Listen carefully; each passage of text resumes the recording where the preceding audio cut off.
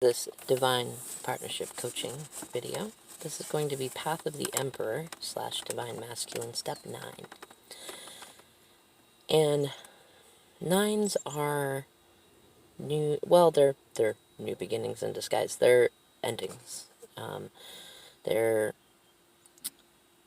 what happened before you learn the lesson fully. And well, no, I was going to say they're what happened when you learn the lesson and then you allow the old you who didn't know that lesson to be released and you embrace the new you. And in particular, what I'm thinking of, dear masculines, is the Nine of Swords, which is the card of nightmares, night terrors, anxieties, fears, things like that being manifested, the things that keep you up at night, whether it's about any karmics or third parties you're with, or crazy work situations, or the quarantine stuff going on, or you're recognizing just how crappy that you've treated it, your divine feminine, if you know them, and how crappy you've treated yourself, and what I'm feeling like this step is for you is to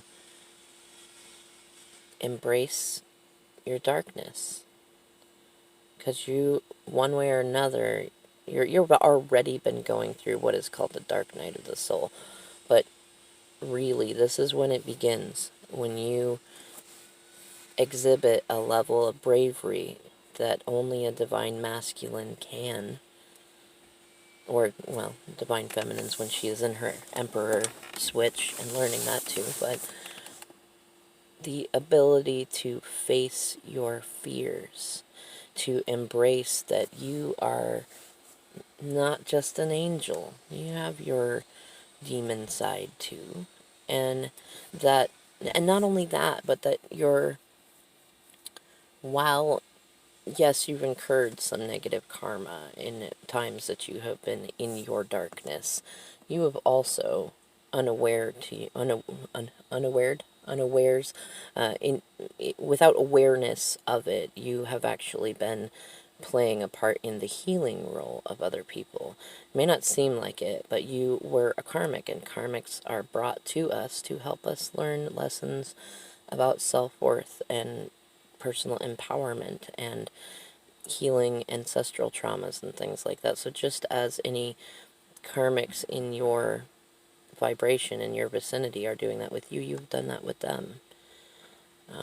Now, that doesn't necessarily make the feelings of remorse or regret over that just disappear. That's why you need to go through this step of embracing your darkness.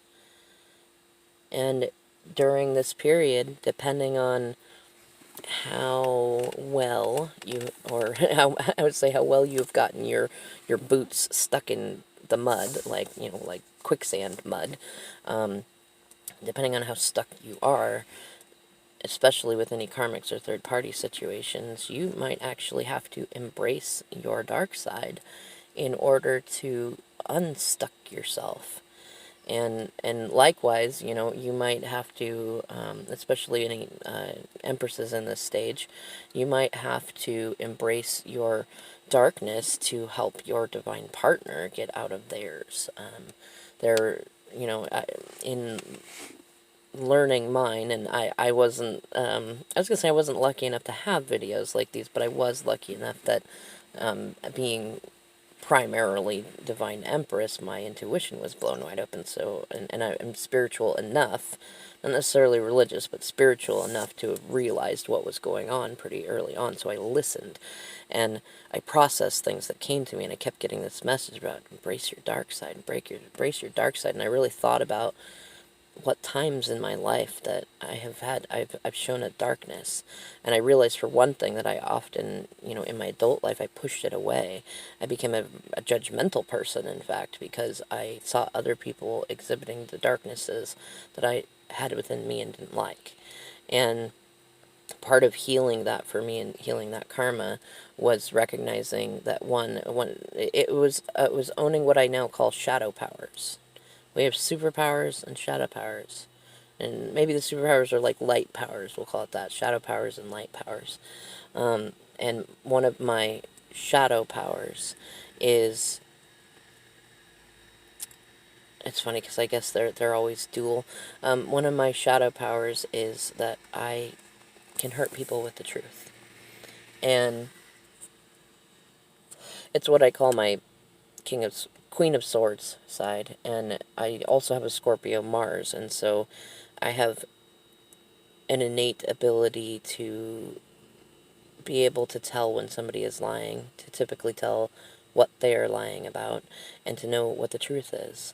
And on the positive side of that, I can also see people's inner beings, and I can tell when somebody is, I can tell when somebody really is genuine and just in another dimension.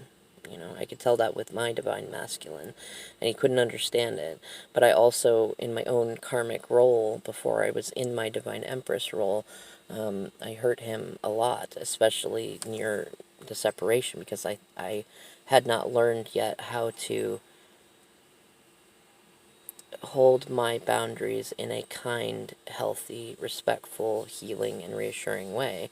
And I do feel remorse that I didn't know that at the time, because I feel like what we were going through right now could have really been very different. However, I'm grateful for the experience that we're going through. I've learned a lot. He's learned a lot. And it's amazing to be able to provide these videos for others that I know who also did not know better at the time. And that's a part of going through your dark night of the soul, dear Emperor, is, well, it's kind of like I mean, we all to a certain degree have grown up with this dynamic that when we misbehave, we must be punished. It comes in through religion, it comes in through our parents, it comes in through schools, things like that. And that's not necessarily the truth. Really, what we need when we are in low vibrations and when we misbehave is unconditional love. However, we need that first from ourselves. And because even when people give it to us, we don't quite understand it. I'm sure that you may have even experienced that recently, your divine masculines, with someone in your life, most likely your empress, your divine feminine, still loving on you, still being loyal to you, still doing her work, and yet reassuring you, even when you're a dick about it, that she's still loyal to you. Even if she's telling you she's not waiting for you, she's still telling, you know, just in that act right there, she's being respectful and kind and unconditionally loving with you. And you probably were like, well, you're trying to make me jealous. You're trying to do this and that. Maybe you were a dick. Maybe you just ghosted her. Maybe you ignored her. Like, she already understood in that moment what you actually needed, and it wasn't to be punished. Or maybe there was a moment that she did do something that punished you, and in the moment you didn't quite understand why it happened, and she was actually recognizing that you were in that place of feeling like you needed to be punished, before you could let it go, and she found a way to stay within her authenticity and do that. That's what happened for me. It was a part of the clearing the karma, is that the separation occurred because I allowed myself to drop into dark night of soul energy with my divine masculine, and I hurt both of us with the truth. And my intentions at that moment, while I believed that they were altruistic, they were actually quite selfish, because I was being self-sacrificial, and I was holding us both in victim-villain space. And I can say now, without beating up on myself, that it was very selfish. It was not acceptable. And when the time came to where I realized that I needed to embrace my dark side, and I realized that what it was my ability to hurt people with the truth, my shadow power, there was a moment that I recognized that, you know, I had to embrace the absurd, because I didn't feel like 100% angry. I did have anger to deal with, and I did have to go through later and recognize that I was like doing this blissed out thing and not feeling my feelings, but I didn't want to be a source of more pain. But I also recognized, that, you know, there's a song by Andy Grammer, it's called I Wish You Pain. Maybe listen to it, because it talks about a person who, can't remember if he's talking about his grandma talking to him or if he's talking about a partner that he loved, that he says, it might not make sense, but I wish you pain. Because until we become conscious, pain is how we learn. The stove is hot, don't touch it. You touch it, you burn yourself, you learn it's hot, don't touch it, right? And human beings, especially of the last, like, let's say 100 generations, we typically don't take care of ourselves. We don't learn our lessons until we are in enough discomfort, stress, pain that we have to. And especially, dear Emperor, look at yourself. If you've been treating yourself that way physically, do you wait until you absolutely cannot stand the pain or the stomach aches or the anxiety before you go see a doctor, before you get help, before you reach out and say, hey, this mess is a little much, If you haven't been doing that, then it's time to step back and realize that you're not taking care of yourself. And part of taking care of yourself is recognizing that you've been in avoidance of things for so long that you put yourself into your nightmares. That avoidance, which is only caused by fear, whether it's fear of rejection or fear of not being good enough or fear of inadequacies, fear of constant conflict, whatever it is.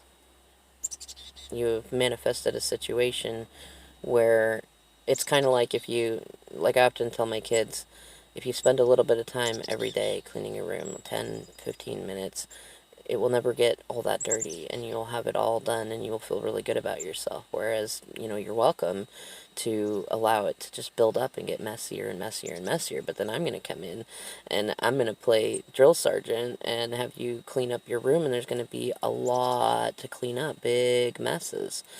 But we can't have pests coming in, and we can't have that sort of situation. You could get sick in that situation, and dear Emperor, Spirit's telling you the same thing. I'm telling you the same thing. You've allowed a mess to build up in your room, and if you don't clean it up, you're going to get sick.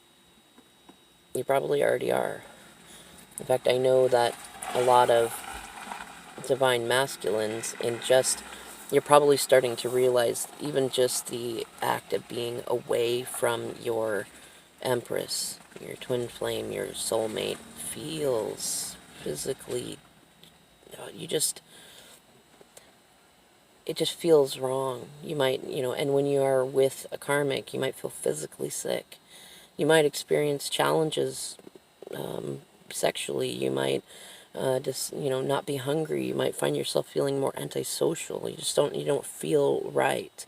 Even if you're not associating it yet with not being with your divine feminine, you still feel that. And that is that buildup. You've allowed your room, your vortex to be filled with a bunch of mess, and now it looks overwhelming. And it is overwhelming. And that's what you need to embrace. You need to embrace that overwhelm and let yourself feel that overwhelm. Allow yourself to heal through hurting. Like really, you don't need to punish yourself. You just need to embrace that you're human. You're an individual. You have made mistakes. You have been a dick sometimes. But you are overall a good person. And you need to forgive yourself. And sometimes the way to doing that is to first really let yourself feel. Just feel. It's really what it is, feel. It's a challenge for a lot of masculines because of the way that we societally condition men and masculine beings to assume that emotions are women's things, or that they're weaknesses, or that admitting fault or being accountable is some sort of weakness. It's not. It's an incredible strength. And it's one that you need in order to have a truly divine partnership, to experience higher love, unconditional love that is not toxic. And in order to start doing that, my best recommendation is embrace the absurdity of whatever situation that you're in. Whether Whether you jumped into a situation with an ex or a new person, and you've got some crazy level of bills that you're not able to be responsible for your family, or that you've been like the biggest dick in the world to your divine feminine, or maybe you've alienated a lot of people and now you got to make new friends and do new things like that, or maybe you've had troubles at work, or your whole life may have been thrown upside down, and just embrace it for right now. Just embrace it, and don't embrace it in the sense of, okay, I accept, don't go ER, oh, it's just gonna fall apart anyways. No, embrace it in the sense of, own it. Own it, and recognize that once you jump out of the plane and let your parachute go, there's nothing you can do until you hit the ground. Once you hit the ground, you can decide not to get in the plane again, so you don't have to jump. But once you got in the plane, there's nothing else that you can do but jump. And so while you're enjoying that ride down, or maybe not enjoying it, because you're probably, just like with skydiving, you're going to experience a lot of feelings, a lot of fears, a lot of excitements, a lot of ups and downs, and new perspectives of the bigger picture.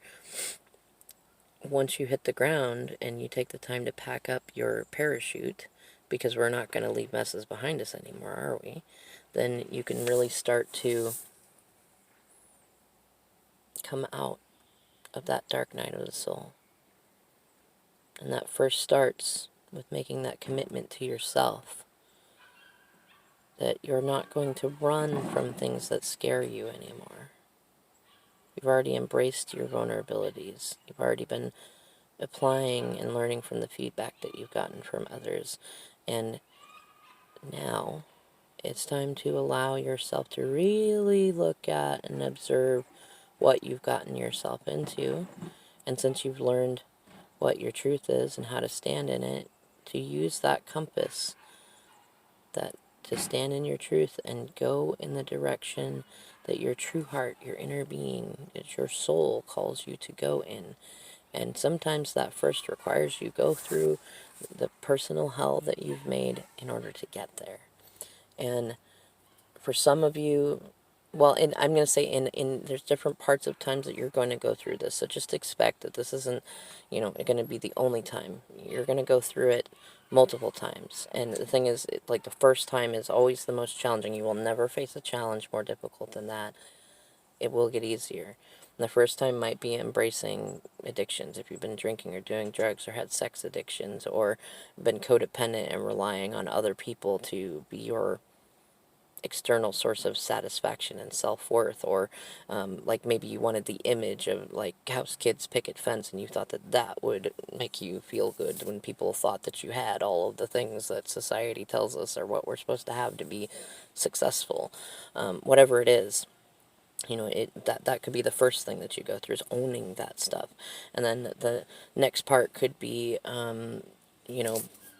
embracing the value in singledom, in being your own man, in learning who you are when you're not in relationship. Doesn't mean you have to be alone. In fact, by the time that you get there, you probably already have a reasonable level of communication with your divine feminine, whether you already know her, or it's somebody new that you're meeting, or at least a karmic who is closer to divine path, and can be that person. You're gonna have support. That's the thing. A lot of us fear being single because we feel like we'll be alone. You're not going to be alone. Spirit's got your back. Whether it's going to be that you have a pet with you, or or that you have neighbors that are incredible with you, or you have somebody that is there for you. You're not gonna be alone. We're social beings. That doesn't happen, and Spirit wouldn't put you through that. But you have to be willing to risk that. And recognize that the risk of actually truly being alone, like some sort of mountain man hermit, is actually still absurdly much more wonderful than being wrapped up in any more karmic relationships where not only do you get hurt, but you hurt others.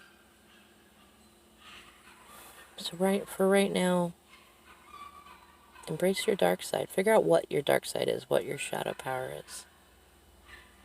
And then recognize that within that shadow power is also a light power. Just as my shadow power is that I could hurt people with the truth, I can also help people with the truth. I can also remind them that they are not their darknesses. Their darknesses are simply a part of their human experience. I can remind you that you are not your emotions, you are not your thoughts, you are not your past. You are the being that observes all that, and that being is your inner being, and your inner being is honorable. Your inner being is kind and loving and fun and accountable and adequate, more than adequate, like abundantly adequate, and so, so worthy of love and forgiveness and all of those things. And if likely by now you've already got some ideas on how you can approach this step, but if you don't, what I would recommend is that you start with write out a list of things that you forgive yourself for. And if you have trouble with that, write out a list of things that you forgive others for. Typically, I find it easier to start with things you forgive yourself for, but either way, do both in whatever order feels right to you. And then just release that stuff and recognize that, yes, it is that easy. It's only not that easy when you believe that it needs to be more complicated. But not everything in life needs to be hard-earned in order to be valuable. And your dark night of soul periods are only going to last as long as you believe that they need to last for you to earn forgiveness from yourself, from spirit, from your divine partner. So take it easy on yourself. Enjoy the parachute ride down. It won't last forever.